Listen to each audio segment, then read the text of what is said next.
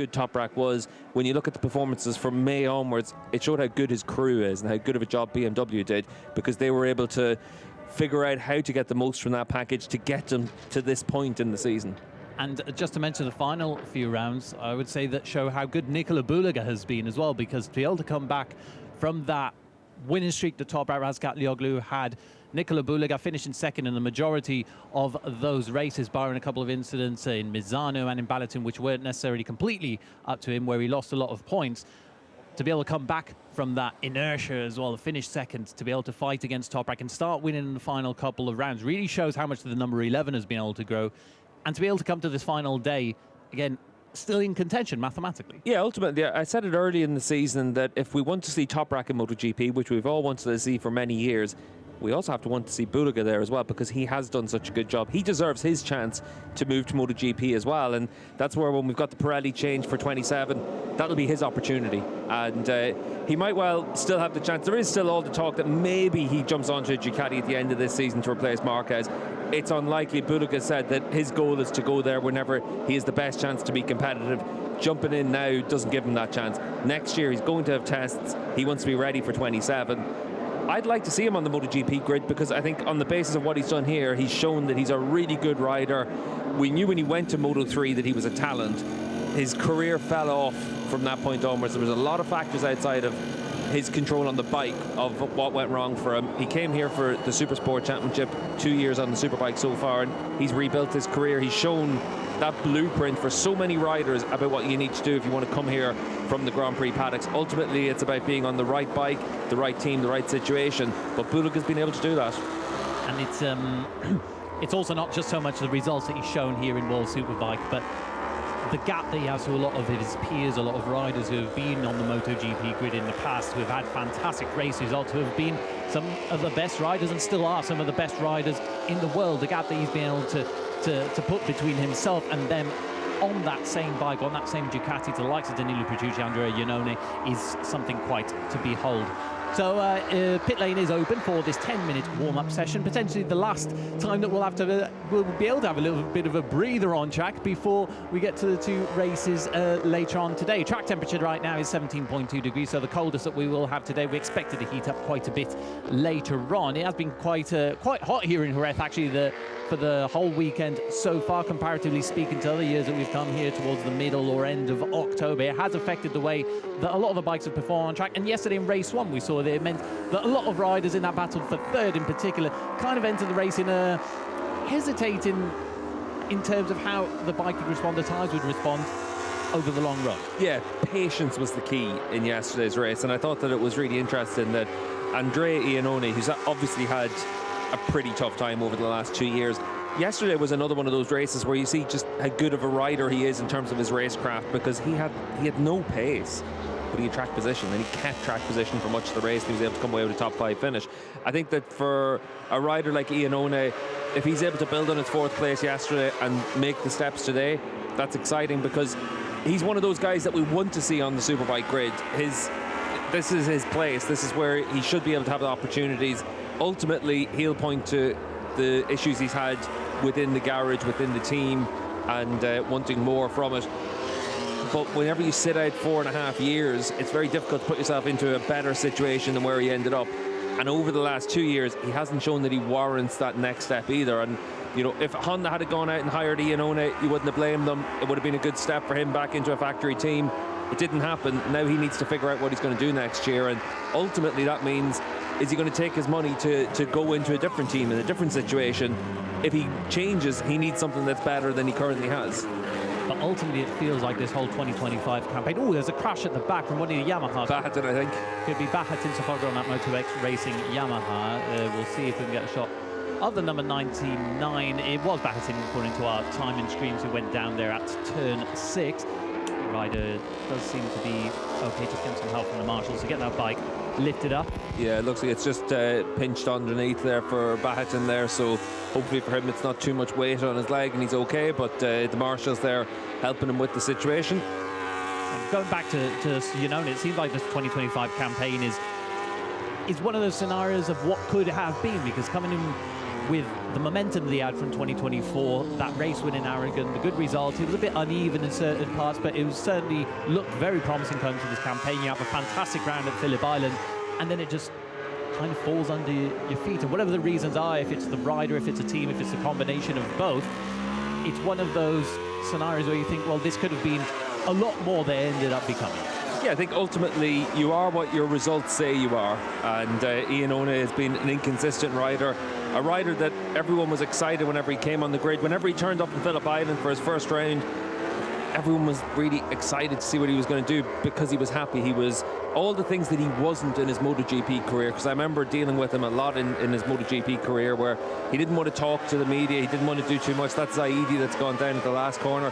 He didn't want to get involved.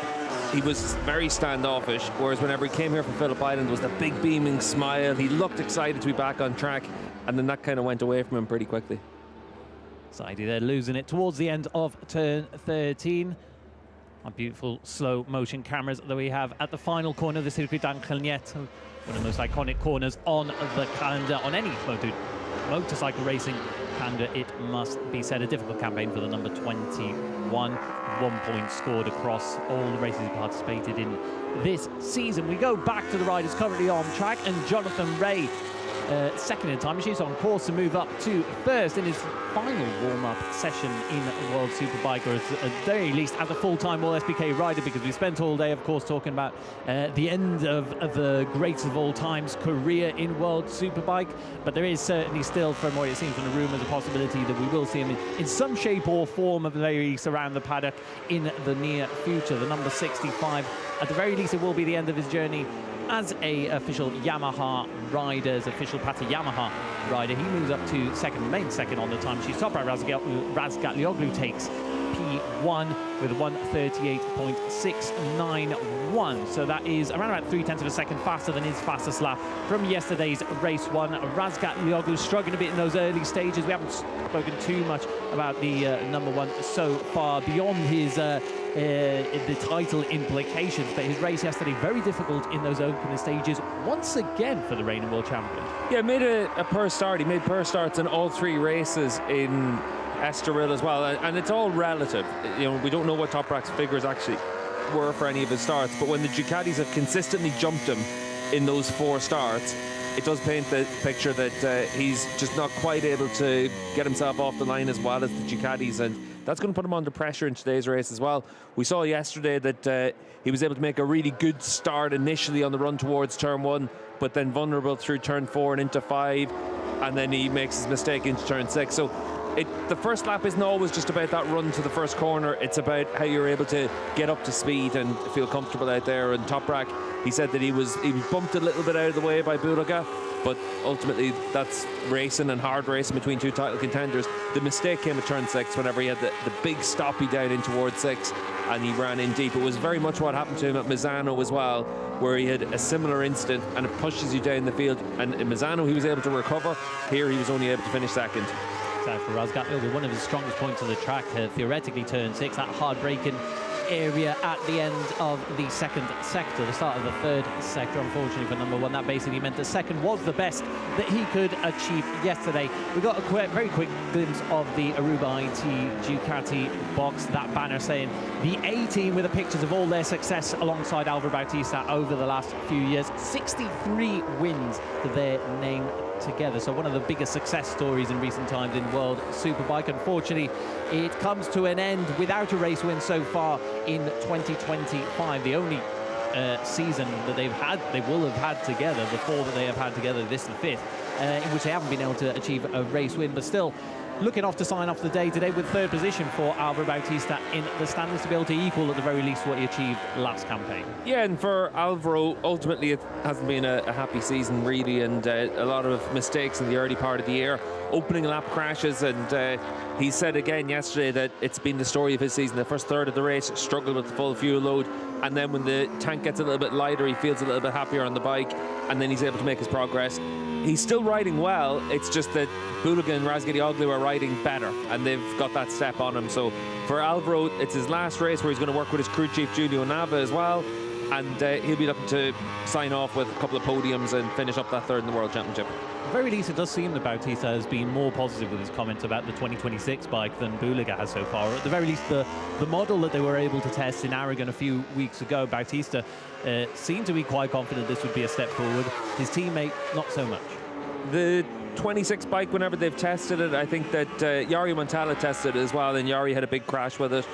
For Alvaro, I think he might have had a small crash with it. It's about trying to just build your confidence, and ultimately for Bulega, the 26 bike doesn't matter at this point. He's still very much focused on the championship, whereas for Alvaro, he has to be positive about it because the current configuration doesn't work for him, and a change can make a big difference. And the standard swing arm rather than the single-sided swing arm, that's going to help things, and ultimately the Ducati is going to be better next year. It's just a question of how much better. And potentially better in the long run doesn't necessarily also mean better in the short term, whenever you still have to figure out a lot of new things about the bike and how it will actually adapt to the different tracks. The World Superbike will be the first time that they race a lot of these different tracks, and as we saw when the Panigale V4R was introduced in 2019, it was immediately faster, but it didn't necessarily mean it was faster for the whole grid compared to the old V2. Yeah, we saw that obviously back in 19, Bautista immediately was the rider to beat on it. He was also coming from MotoGP and able to jump onto that bike, and it wasn't as big of a transition as it had been if it had been the older bike, that the twin cylinder that Chaz Davis had been running the year before. We saw that Chaz struggle to adjust to the V4R, even though it's a better bike, you know, but it's not about what's suitable for each rider, and there's always that give and take between it. And I think that's where next year for the Ducati riders, it's actually going to be really interesting right from the start of the season to see who makes the step to go with Bulega, because we have to wait and see if the likes of Sam Lowes on the Mark VDS Ducati is able to make that step. For the Barney team with Alvaro Bautista, are they going to be able to do things that they couldn't do with Danilo Petrucci? Petrucci's been super consistent this year, the third best rider in the championship up until whenever he had his injuries. A lot of that down to just his consistency. Is Alvaro going to be able to give them a little bit more performance and still be able to come away with the results? And I think that, you know, the independent Ducati battle next year is going to be key, because then you also throw in Iker Lecuona onto the Ducati, and it'll be nice to see another number 7 Ducati out there. But for Iker, is he going to be able to get onto that bike and win races? Alvaro Bautista never out-qualified Nicola Bulega. Iker Lecuona, the one thing about Iker that we've seen in 4 years is we know that he's fast, and we know he can pull a lap out of the bag. So he's going to give himself the chance of being right at the front quite often on that bike and put pressure on Bulega. Whether or not he's able to outrace Bulega, ultimately with Honda we haven't seen the evidence that he has that capability yet. But that bike is very different compared to what he'll be going on to. The team is different. So someone like Lecuona into next year could make a big step forward. And I think that's something that's going to be exciting to see. A word on Sam Lowe, since you didn't mention him. Of course, not racing today on the final race day of the season. He did participate in Superpole and the free practice sessions, but that chest injury ultimately meaning that his season is over. And unfortunate for number 14, given that he wasn't able to race as well in Estoril. He will finish inside the top 7 or 8 positions, the top 8 positions of the championship. He is currently 7th with Xavi Vierge, 18 points behind, but he still has 19 points behind, 18 my maths aren't particularly good at this time of the morning. In any case, get your coffees in the morning. That's the most important. Yeah, I'm missing a couple, I think, given what we're expecting here today on the final day at Jerez. That being said, Sam knows it has been a very positive campaign, even with this let's say, not particularly good ending. Yeah, I think when you look at his season as a whole, it's been really strong. The start of the season, there was a crash in Portimao. That was his fault, trying to give himself a chance of a podium. There was first lap crashes with Bautista in Assen and Donington Park. There was a few incidents like that, a few crashes of his own as well then, and they were the marks of what was the down points of his season. But ultimately, he's made a massive step in the second year. So it's top Razgat Lioglu. He has topped the timing sheet in this 10-minute warm-up session. It was his first out lap there with a 138.691 for the reigning world champion and champion in waiting for 2025. Just 3 points what Razgat Lioglu will need to win the 2025 championship today. Alex Lowe's and Alvaro Bautista complete that top 3 with Andrea Iannone and Nicola Bulega. Inside the top 5, Nicola Bulega just 0.4 of a second down on his title rival. Take a look a bit further down the timesheets. Michael van der Mark participated today in his final day as well as a permanent World Superbike rider down in 16th position. Today he will become the rider with the 6th most race starts in the championship's history, and one rider who has been a permanent fixture on the grid since 2015. Lap summary: 4 laps for Toprak Razgatlioglu there, and that 138.6 the benchmark for the rest of this session. The 4 laps as well for Alex Lowe's on the number 22 bike.